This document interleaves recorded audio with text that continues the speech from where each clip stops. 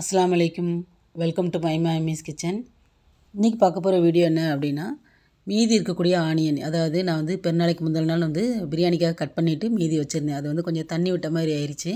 அந்த மாதிரி இருக்கக்கூடிய ஆனியனை நம்ம வேஸ்ட் பண்ணாமல் திரும்ப சமையலுக்கு எப்படி நம்ம யூஸ் பண்ணலாம் அப்படின்னு 2 வீடியோ வந்து ஷார்ட்ஸில் போட்டிருந்தேன். ஒன்று வந்து அந்த ஆனியனை வந்து அப்படியே ஃப்ரை பண்ணி ஒரு பாக்ஸில் போட்டு வச்சிட்டோம் அப்படின்னா ஒரு வாரம் வரைக்கும் நம்ம யூஸ் பண்ணிக்கலாம். ஏதாவது கிரேவி, அதாவது சிக்கன் கிரேவி, மட்டன் கிரேவி, இதுக்கு நம்ம வந்து அந்த ஃப்ரை பண்ண ஆனியனை போட்டு வச்சோம் அப்படின்னா டேஸ்ட் நல்லாயிருக்கும். நான் அப்படி தான் ஆனியன் எல்லாத்தையும் நல்லா ஃப்ரை பண்ணிவிட்டு ஆறுனதுக்கப்புறமா ஒரு பாக்ஸில் போட்டு ஃப்ரிட்ஜில் வச்சுட்டேன். நாளைக்கு பிரியாணியோடு வச்சு சாப்பிடும்போது டேஸ்ட் நல்லா இருந்துச்சு. நெக்ஸ்ட் டே வந்து பார்த்திங்கன்னா, குர்பானி கொடுத்த கறியிலேருந்து ஈரல் வந்து கிரேவி வைக்கலாம் அப்படின்னு அந்த ஈரல் கிரேவிக்கும் லாஸ்ட்டாக பார்த்திங்கன்னா ஃப்ரை பண்ண ஆனியன் தான் யூஸ் பண்ணியிருந்தேன். அதோட டேஸ்ட்டும் பார்த்திங்கன்னா ரொம்பவே சூப்பராக இருந்துச்சு. இப்போ மீதி இருக்கக்கூடிய ஃப்ரை பண்ண ஆனியனை வச்சு இன்றைக்கி பீஃப் கிரேவி வந்து பண்ண போகிறேன். அதுக்கு வந்து ஒரு 1/2 கிலோ அளவுக்கு பீஃப் கறி எடுத்திருக்கேன். சின்னதாக கட் பண்ணி எடுத்திருக்கேன். ஏன்னா பெரிய பீஸாக போட்டோம் அப்படின்னா வேகிறதுக்கு லேட் ஆகும். அதனால் ரொம்பவும் சின்ன சின்ன பீஸாக கட் பண்ணி எடுத்திருக்கேன். இது கூட பார்த்திங்கன்னா காரத்துக்கு 2 பச்சை மிளகா, ஒரே ஒரு தக்காளி பழம் சேர்த்துருக்கேன். வெங்காயம் தான் அதிகமாக தேவைப்படுறதுனால பெரிய வெங்காயம் வந்து 2 எடுத்திருக்கேன். சின்னதாக கட் பண்ணி இது கூட சேர்த்துக்கிறேன். எதுவுமே தனித்தனியாக தாளிக்க வேண்டியதில்லை, எல்லாமே நான் வந்து மிக்ஸ் பண்ணி தான் போட போகிறேன்.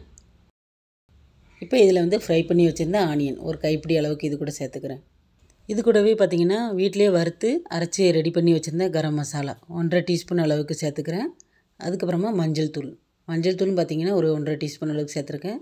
காரத்துக்கு 2 பச்சை மிளகா சேர்த்துருக்கேன். அதனால் மிளகாய் தூள் சேர்த்துக்கிறேன் 1.5 டீஸ்பூன். இதில் வந்து காஷ்மீரி மிளகாய் தூளும் சேர்ந்துருக்கிறதுனால காரம் வந்து கம்மியாக இருக்கும், கொஞ்சம் கலர் கொடுக்கும். அதுக்கப்புறமா தனி மல்லித்தூள் வந்து 1 டேபிள் ஸ்பூன் அளவுக்கு, இஞ்சி பூண்டு பேஸ்ட்டு 1 டேபிள் ஸ்பூன் அளவுக்கு சேர்த்துருக்கேன். கறிக்கு தேவையான அளவு உப்பு சேர்த்தாச்சு. கடுகெண்ணெய் சேர்க்கணும். அதுதான் பார்த்திங்கன்னா இந்த கிரேவிக்கு வந்து கொஞ்சம் லைட்டாக ஃப்ளேவர் கொடுக்கும். ஏற்கனவே ஃப்ரை பண்ண ஆனியனும் சேர்த்துருக்கோம். இப்போ வந்து கடுகெண்ணெய் ஒரே ஒரு டீஸ்பூன் சேர்த்து நல்லா மிக்ஸ் பண்ணிவிட்டு நல்லெண்ணெய் சேர்த்துக்கிறேன். 1 டேபிள் ஸ்பூன் அளவுக்கு நல்லெண்ணெய். ஏன்னா தனியாக நம்ம வந்து தாளிக்கல, அதனால் இப்போவுமே நல்லெண்ணெய் சேர்த்துக்கிறேன். கைப்பிடி அளவுக்கு கருவேப்பிலை எல்லாம் சேர்த்து ஒரு 1/2 மணி நேரம் நல்லா மிக்ஸ் பண்ணி வச்சுட்டோம் அப்படின்னா சேர்த்து அந்த மசாலா எல்லாமே அந்த கறியில் வந்து நல்லாவே ஊறிடும். அதுக்கப்புறம் ஒரு 1/2 மணி நேரம் கழித்து குக்கரில் வந்து எல்லாத்தையும் சேர்த்துடலாம். ஏற்கனவே ஆயில் நிறைய சேர்த்துருக்கேன், நல்லெண்ணெய் சேர்த்துருக்கேன், அப்புறம் கொஞ்சமாக கடுகெண்ணெய் சேர்த்துருக்கிறதுனால ஆயில் நான் வந்து ஊற்றவே இல்லை. குக்கரில் சேர்த்து ஒரு 2 நிமிஷம் நல்லா வதக்குனதுக்கப்புறமா 1 டம்ளர் அளவுக்கு தண்ணி சேர்த்துக்கிறேன். அதிகமாக சேர்த்துட்டோம் அப்படின்னா ரொம்ப தண்ணி ஆயிரும், அதனால் கொஞ்சமாக தான் தண்ணி சேர்த்துருக்கேன். இப்போ வந்து குக்கரை மூடிட்டு லோ ஃப்ளேமில் வச்சுட்டு ஒரு 5லேருந்து 6 விசில் வச்சு எடுத்துட்டோம் அப்படின்னா பீஃப் கிரேவி வந்து நல்லா சாஃப்டாக வெந்துடும். இப்போ கறி எல்லாமே நல்லாவே வெந்துருச்சு. கடைசியாக ஒரு கைப்பிடி அளவுக்கு கொத்தமல்லி இலை சேர்த்துட்டு அடுப்பை லோ ஃப்ளேமில் வச்சுட்டு ஒரு 15 நிமிஷத்துக்கு அப்படியே வச்சுட்டோம் அப்படின்னா நல்லா கொதித்து நல்லா தகன்னு எண்ணெய் மிதக்க பீஃப் கிரேவி வந்து சூப்பராக ரெடி ஆயிரும். அவ்வளோதான், அல்ஹம்துலில்லாஹ். இப்படி தான் பார்த்திங்கன்னா லெஃப்ட் ஓவர் ஆனியனை நான் வந்து ஃப்ரை பண்ணி டெய்லி சமையலுக்கு வந்து யூஸ் பண்ணிக்கிட்டேன். அது மட்டும் இல்லாமல் இன்றைக்கி இந்த பீஃப் கிரேவிக்கு மட்டும் நான் வந்து கொஞ்சமாக கடுகெண்ணெய் யூஸ் பண்ணதுனால டேஸ்ட் வந்து ரொம்பவே சூப்பராக இருந்தது. இந்த வீடியோ உங்களுக்கு பிடிச்சிருக்குன்னு நினைக்கிறேன்.